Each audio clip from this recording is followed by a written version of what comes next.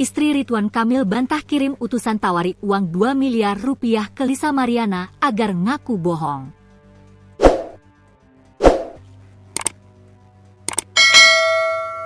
Istri Ridwan Kamil, Atalia Praratya menanggapi soal Lisa Mariana yang mengaku ditawari uang.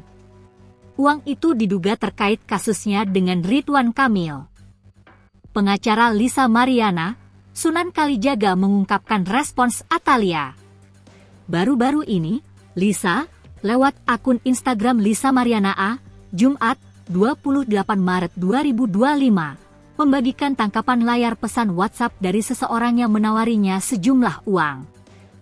Pesan itu lantas diteruskan Lisa ke Sunan. Kepada Sunan, Lisa bercerita sosok yang mengiriminya pesan WhatsApp mengaku sebagai orang suruhan Ridwan Kamil.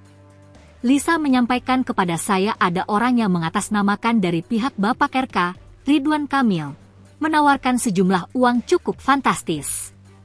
Di situ, dia minta Lisa menemui teman-teman media dan menyatakan dia, Lisa, itu berhalusinasi, ungkap Sunan, dikutip dari YouTube Cumi Cumi, Sabtu, 29 Maret 2025. Orang tersebut mengaku suruhan dari Bapak RK, imbuh dia. Atas hal itu, Sunan pun berinisiatif mengonfirmasi langsung ke Atalia.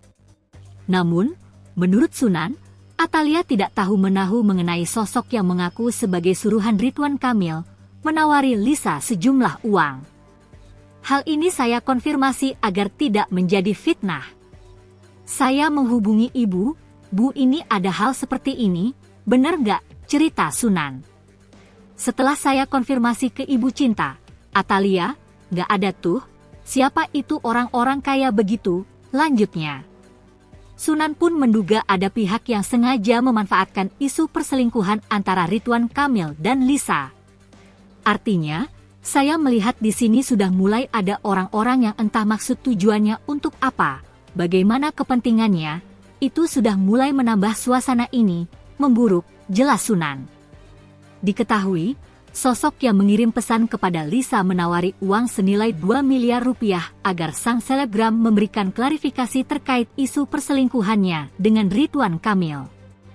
Sosok itu meminta Lisa mengaku di hadapan awak media, dirinya telah mengarang cerita terkait mantan gubernur Jawa Barat tersebut.